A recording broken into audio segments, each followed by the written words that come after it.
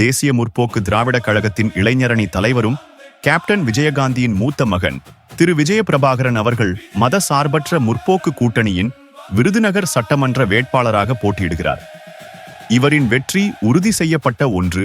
காரணம், நடந்து முடிந்த நாடாளுமன்ற தேர்தலில் விருதுநகரில் போட்டியிட்டு வெற்றியின் விளிம்பு வரை சென்று சொற்ப வாக்கு வித்தியாசத்தில் தோல்வியுற்றார். அது மட்டுமல்ல, அப்பொழுது எதிரணியில் இருந்த திமுக கூட்டணியோடு களம் காண்கிறார்.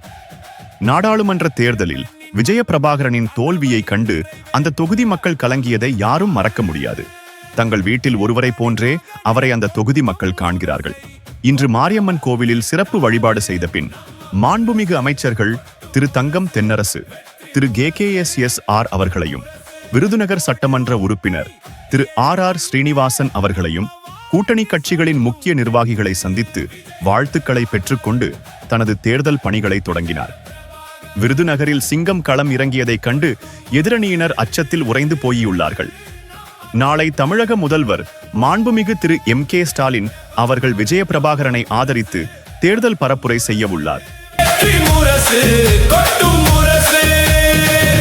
இவர் நம்மளோட கெத்து, இவர் நம்மளோட கெத்து.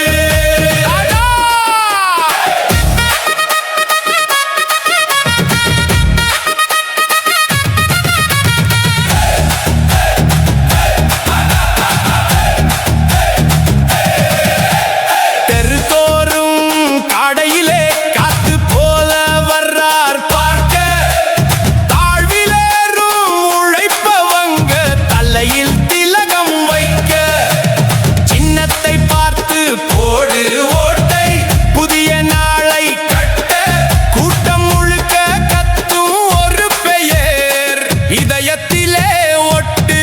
விஜயபிரபாகரன், விஜயபிரபாகரன் கொட்டும் முரசு.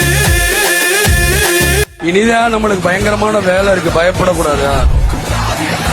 உங்க பின்னாடி நான் இருக்கிறேன், என்னைக்கும் பயப்படாது.